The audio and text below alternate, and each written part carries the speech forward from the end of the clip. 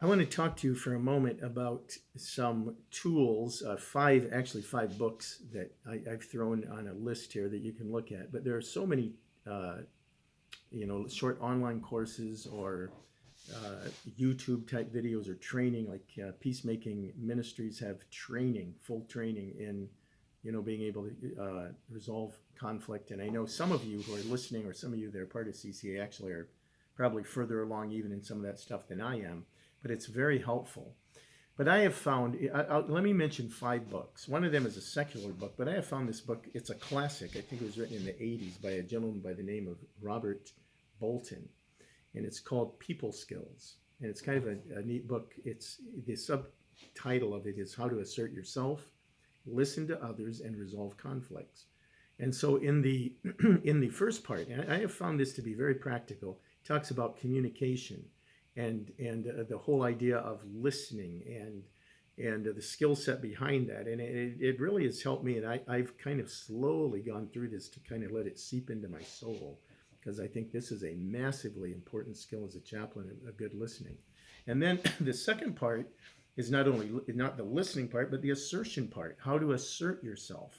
And he teaches people how to be assertive and how to he actually provides exercises and examples during that second part of his book, which I find to be very helpful, because it's important to know how to listen and assert. Those are two very important skills in conflict.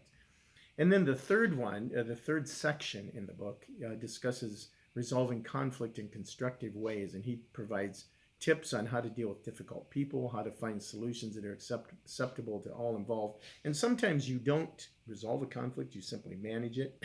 But I would recommend that book very highly. The second and third books are both written by Dr. Ken Sande and others. Dr. Sande directs Peacemaking Ministries. And so the first book is A Peacemaker, which is an absolute classic. And it starts with the first goal in conflict is to glorify God. And he has 4 G's in the book, about getting the log out, going to the other person, and then you sit down, you resolve the issue. But the foundation of peacemaking, the peacemaker, is the idea of glorifying God and then practically equipping individuals to be able to do that. The third book is the next book, of course, is written also, and it's kind of an excerpt of that first book. And this one is called Resolving Everyday Conflict.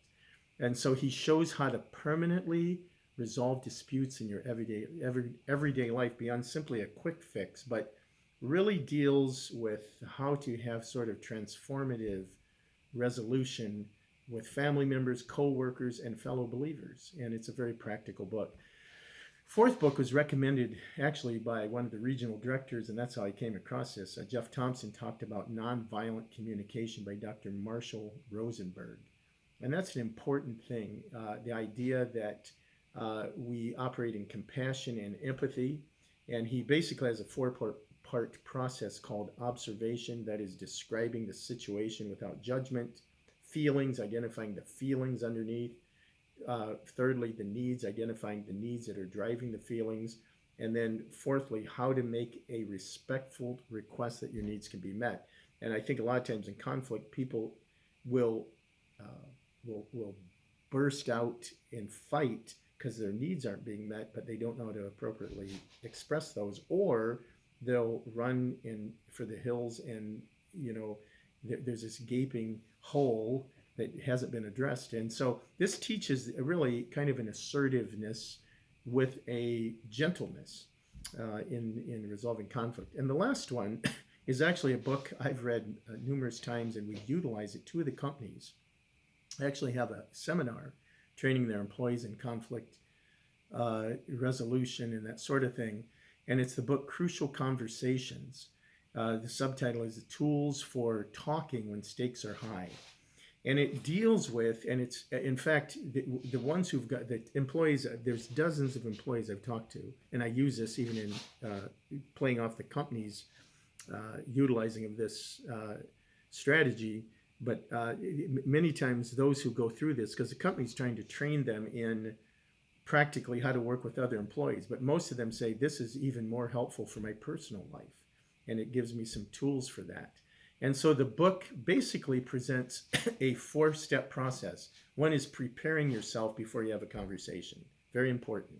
Secondly, agreeing to the ground rules. That is creating a safe place and learning how, when someone feels unsafe, they'll step away from the conversation. How do you keep all parties engaged so it's safe, but yet we're still addressing the issue? Thirdly, listen first.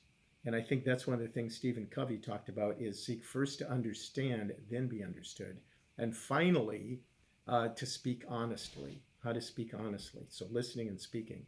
So, and I find this to be a very helpful tool.